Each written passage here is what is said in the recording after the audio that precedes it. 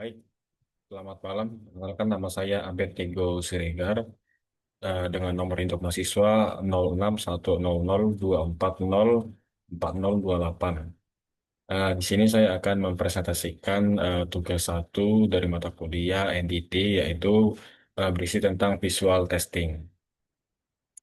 Di mana pada pembahasan ini saya akan membahas yaitu poin pertama adalah dasar-dasar dari visual testing atau VT. Di mana isinya ini yang akan saya bahas adalah prinsip dasar, kelebihan, dan keterbatasan. Apa sih prinsip kerja dari visual testing itu? Nah, prinsip kerjanya itu adalah bergantung pada deteksi cacat permukaan dengan menggunakan mata. Nah, biasanya tanpa menggunakan peralatan tambahan. VT dapat ditingkatkan dengan cara menggunakan alat seperti kaca pembesar untuk meningkatkan efektivitas dan jangkauannya. Kemudian pastinya ada kelebihan dan kekurangan dari visual testing pada entity ini. Nah, apa sih yang kelebihan dari visual test ini? Nah, yang pertama itu adalah metode inspeksi yang paling ekonomis dibandingkan dari metode entity yang lainnya. Yang kedua itu adalah eh, dapat diterapkan pada tahap manapun dalam proses fabrikasi. Kemudian itu hasilnya cepat karena langsung dapat kita lihat dengan mata telanjang kita mana ini cacat kelasnya, mana yang perlu di repair gitu. Kemudian yang terakhir itu adalah peralatan yang mudah dibawa. Peralatan yang mudah dibawa ini seperti senter, kaca pembesar dan sebagainya. Kemudian ada kelebihan pasti ada kekurangan dari visual testing ini. Nah, kekurangan itu yang pertama adalah terbatas pada pemeriksaan permukaan. Jadi, visual test ini hanya eh, bagian permukaan saja yang dapat terdeteksi. Kemudian yang kedua itu diperlukan penglihatan yang baik. Yang ketiga itu diperlukan pencahayaan yang baik. Nah, di sini itu pencahayaan yang cukup dengan seperti kita menggunakan senter, terus tidak ada pantulan ketika kita melakukan inspeksi, pencahayaan yang cukup, dan sebagainya.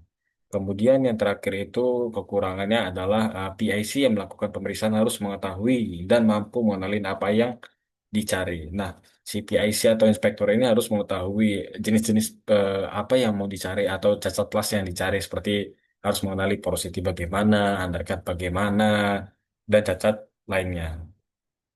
Kemudian, seperti yang saya bahas sebelumnya tadi itu membawa lampu. Nah, di sini saya akan membahas alat-alat visual pada visual testing ini. Contohnya itu adalah borescope, kemudian adalah lampu, lampu ini senter, kemudian kaca pembesar seperti ini ataupun yang ini, kemudian taper untuk memeriksa pengelasan, kemudian ada high low guide. Nah, biasanya boroskop ini yang pernah saya alami itu dimasukkan ke dalam pipa untuk melihat hasil dari lasan yang di dalam tersebut ataupun adanya clogging pada pipa. Kemudian selanjutnya itu, nah pada pembahasan selanjutnya itu mengapa masih dilakukan metode visual pada sampai saat ini? Yang pertama itu adalah persyaratan wajib.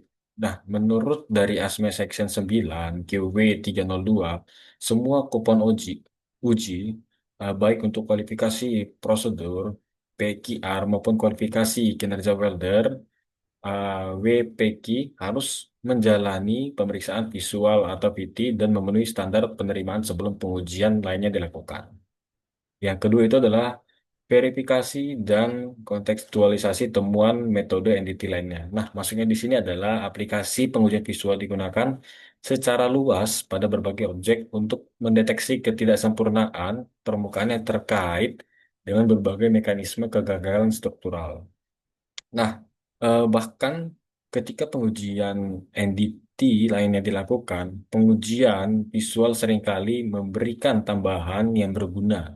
Sebagai contoh, ketika melakukan pengujian arus eddy pada tubing, proses dilakukan, pengujian visual seringkali dilakukan untuk memverifikasi dan memeriksa lebih teliti kondisi permukaan ketidaksempurnaan berikut berikut dapat deteksi melalui pengujian visual sederhana, kontinuitas permukaan, retakan, ketidaksejajaran, pelampungen, korosif kausan, dan kerusakan fisik. Kemudian yang ketiga itu adalah mengapa metode visual masih digunakan sampai saat ini. Yang ketiga itu adalah aspek ekonomi dan efisiensi. Metode visual ini cepat, murah dibandingkan dengan metode entity lainnya. VT adalah yang paling cepat dilakukan dan paling murah secara peralatan. Nah, masuk ke dalam topik pembahasan selanjutnya, ini adalah jenis-jenis catlas secara visual test. Ini saya ambil dari berbagai sumber, yaitu dari Govin Tiwardi, PhD, di mana di sini dapat dilihat pada layar. Beginilah bentuk dari incomplete fusion, cacat las. Kemudian adalah overlap, kemudian axis penetration. Di sini adalah undercut, di sini adalah crack, ada slack insulation, di sini kelihatan porosity yang paling sering dijumpai. Ini ada bolong-bolong. Kemudian ini adalah root cavity. Nah, di sini dijelaskan ya, dijelaskan kenapa sih penyebab terjadi incomplete fusion itu. Biasanya ini common ya, sering terjadi karena infusion heat input ataupun poor welding technique, improper welding preparation. Contohnya ini penyebabnya ataupun porosity. Nah, disebabkan adalah kontaminasi base atau filler metal ataupun improper gas cover atau incorrect welding parameter. Ataupun kalau di bahasa Indonesia kan ini adalah ada yang kontaminasi pada permukaan benda kerja. Kemudian kurangnya gas ketika kita mau welding dan kurang pasokan dari apa trafos itu welding parameternya. Dapat dilihat ini adalah penyebab-penyebab dari salah satu cacat-cacat las di layar. Ini adalah undercut. Ini penyebabnya ini adalah high voltage atau current atau high travel speed ataupun improper teknik. Di sini penyebab dari undercut dari peklasan. Kemudian masuk ke dalam topik pembahasan selanjutnya itu adalah studi kasus cacat di lingkungan sekitar dengan metode visual test. Di mana ini studi kasus yang saya ambil pada pipe support, pipe support di cell plate di tangki. Jadi si pipe support ini dia langsung touching, langsung dilas ke bagian tangki ya, cell plate tangki. Di sini saya menemukan adanya porosity, dapat dilihat pada layar ini. Porosity, ini adalah undercut, ini adalah incomplete penetration. Nah, di sini kita harus merepair kembali, dan di sini adalah kita akan build up, kita akan gerinda di bagian pinggir-pinggirnya ini, dan ini pasti porosity kita akan repair kembali ya, repair kembali. Ya, penyebabnya seperti tadi slide sebelumnya, biasanya terjadi porosity ini adalah adanya kontaminasi pada benda kerja ataupun improper gas ataupun incorrect welding parameter. Dapat dilihat ini adalah undercut. Undercut seperti ini, high voltage, high current ataupun high current, high travel speed, improper technique. Terjadilah cacat las undercut, dan kemudian ini adalah incomplete penetration. Kita akan meripat di bagian di sininya. Ini adalah contoh studi kasus yang di lingkungan sekitar pekerjaan saya yang saya ambil pada pipe support di cell plate tangki. Dan kemudian topik selanjutnya itu adalah pembahasan selanjutnya adalah teknik pencahayaan dalam visual inspection. Nah, jenis pencahayaan dan pengaruh pada cacat las. Di dalam ASME Section 5 Artikel 9 mewajibkan intensitas cahaya minimum dan maksimal pada permukaan yang diperiksa antara 500 sampai 1000 lux atau 100 foot candles yang diukur dengan light meter. Nah, dapat dilihat pada layar seperti inilah gambaran pencahayaan ketika kita eh, melakukan visual test. Hanya saja sampai saat ini saya belum pernah mengalami ataupun melakukan untuk batas parameter 100 sampai 1000 lux ataupun 100 foot menggunakan light meter. Yang penting ini adalah visualnya itu pencahayaannya tidak eh, mantul ataupun kurang ketika kita melakukan inspeksi pengelasan. Iya, pengelasan. Dapat dilihat seperti ini, contohnya jenis pencahayaan dan pengaruh ketika kita melakukan inspeksi. Nah, jenis pencahayaan. Seperti yang saya sampaikan sebelumnya itu adalah kita harus menghindari silau atau glare dan arah pencahayaannya. Sumber cahaya, arah pencahayaan dan posisi inspektor harus diatur untuk menghindari silau yang dapat menyilaukan mata dan mengemukkan cacat las. Jadi, sebisa mungkin kita harus mengarahkan pencahayaan tersebut, pencahayaan dengan senter agar tidak ada pantulan atau pantulan yang menyilaukan ketika kita melakukan inspeksi, di mana hal tersebut dapat menyembunyikan cacat las pada jenis-jenis cacat las pada hasil weldingan.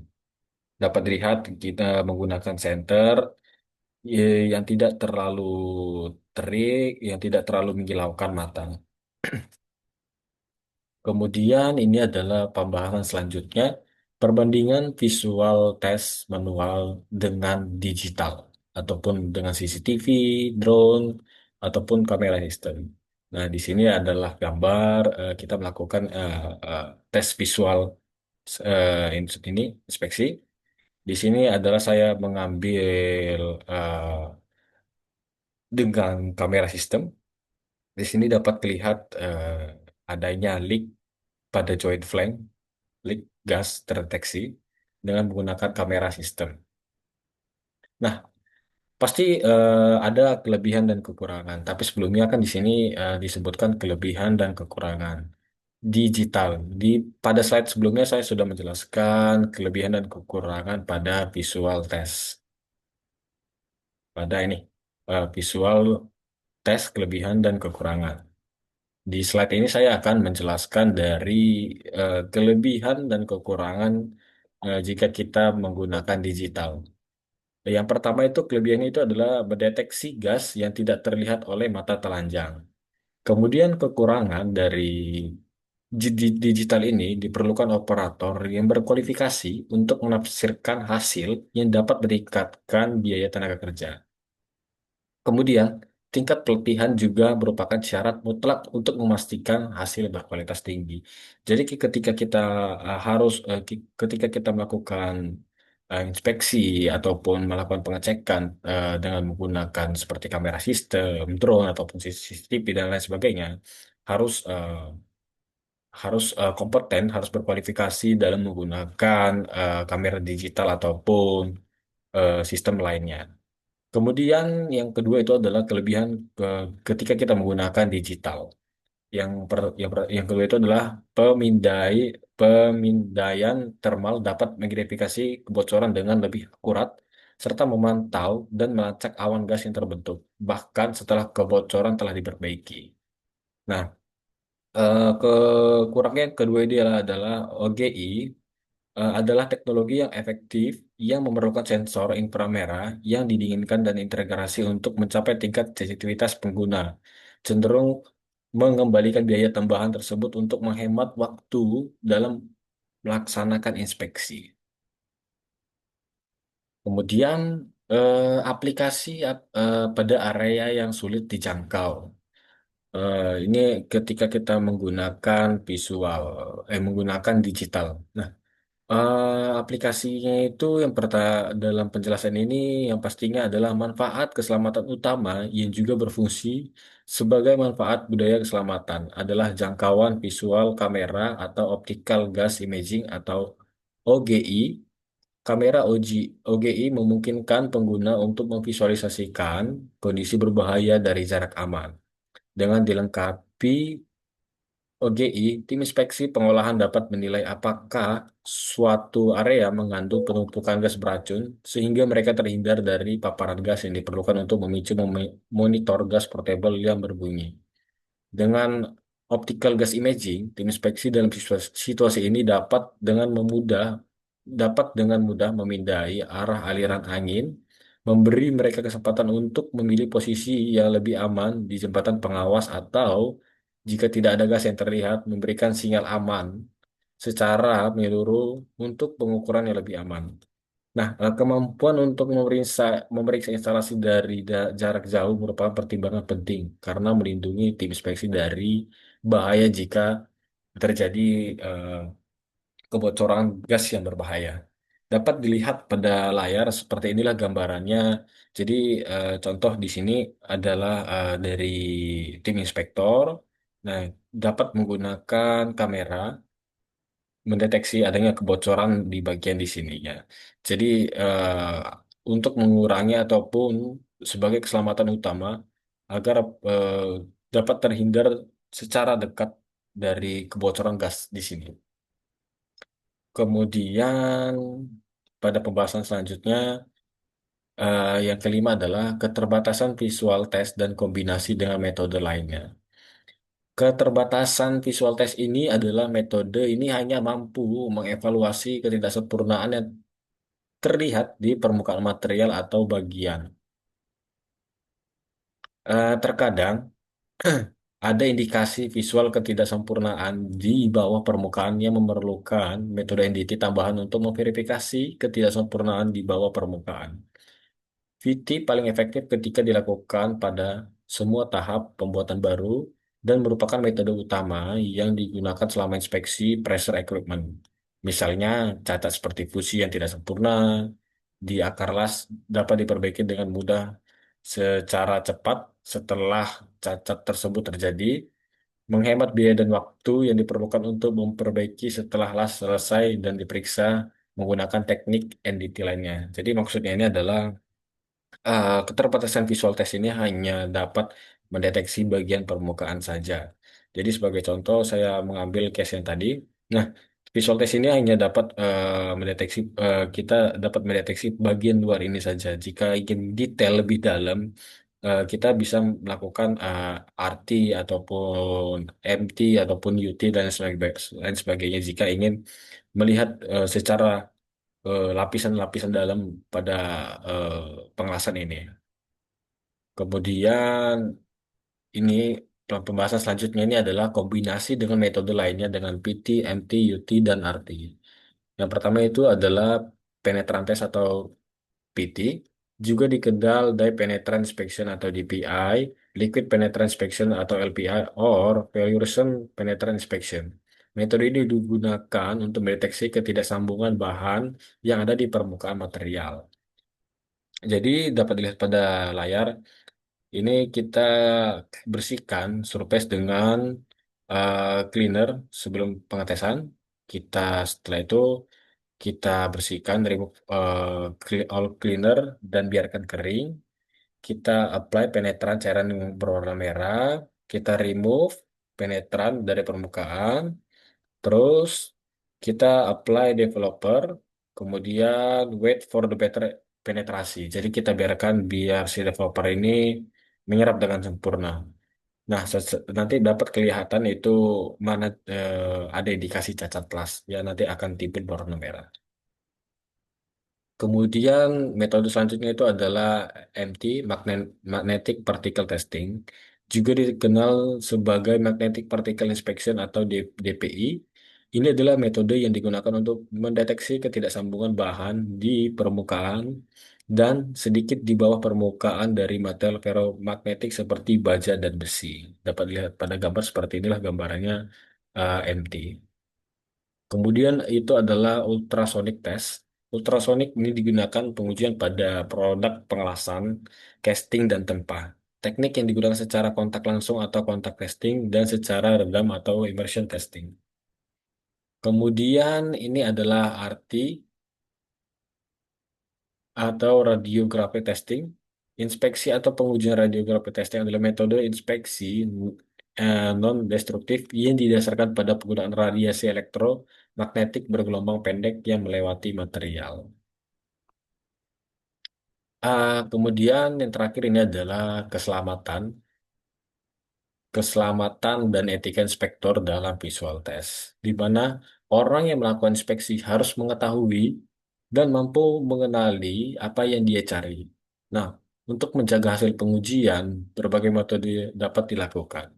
Metode-metode tersebut meliputi menggambar skets, mendeskripsi penampilan visual, menggunakan kata-kata tertulis, atau mengambil foto atau video kondisi permukaan yang cacat.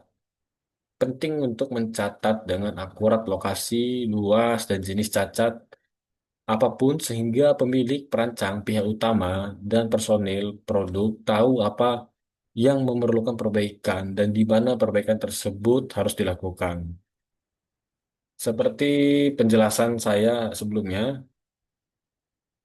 nah di sini kita menemukan porosity, kita harus marking. Nah di sini adalah porosity, kita marking porosity, ataupun di bagian sini undercut kita tandai dengan undercut atau UR, ataupun di sini ini adalah incomplete, kita harus kita marking repair kepada, nanti akan di repair kepada fitter ataupun welder. Di sini adalah incomplete, ini kita akan build up lagi atau kita kasih marking BU, contohnya sebagai itu, seperti itu maksud dari isi dari penjelasan yang ini,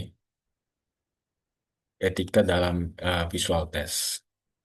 Kita akan mendokumentasikan secara menyeluruh mana yang bagian-bagian cacat las dan lain sebagainya. Nah, ini contoh lainnya, seperti penjelasan di sini, mencatat ataupun men-sketch ya, men-sketch, mendeskripsi penampilan visual dengan kata-kata. Yang ini tadi contohnya. Ini adalah contoh yang saya ambil. Ini di sini kita marking ya. Ini adalah benda kerja. Ini benda kerjanya nomornya ini. Kemudian di sini ada fit up. Fit upnya tanggal berapa dan diverifikasi oleh siapa, QC oleh QC, dan dimulai pada tanggal berapa dan jam berapa. Kemudian di sini adalah welder number. Di sini adalah contohnya 1168 dan yang kedua ini adalah 1133 pada di night shift, ini shift pagi. Kemudian di sini, nah di sini poin utamanya. Di sini adalah visual test. Setelah dilakukan pengelasan tanggal 15, kita melakukan visual test di tanggal 16. Di tanggal 16 kita cek bersama, oke, approve, kita akan tanda tangan. Di sini adalah PBT. Accept. Saya kira itu adalah penjelasan tugas saya pertama mengenai visual test. Mohon maaf bila ada kekurangan. Atas perhatiannya saya ucapkan terima kasih.